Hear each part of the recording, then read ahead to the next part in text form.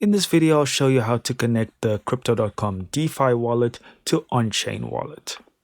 Alright, so here we are on Onchain Wallet. And what we want to do is go to the bottom right and click on Wallet.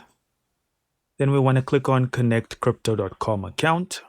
We need to agree to the terms here. So we got to click on both of these empty boxes. And when we're done, click Connect Wallet. Now it's going to open up our browser. And we need to enter our Crypto.com email. And then click Send Connection Email. Now we need to go to our mailbox and find that email. And then click on Connect inside that mail.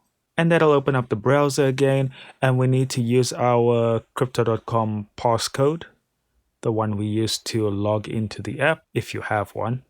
Then we need to verify with our passkey, so that'll be a fingerprint scan. So just click on that and then click on Continue. And then of course put on your fingerprint. And then we just need to authorize the connection. So let's just scroll down and click on Authorize.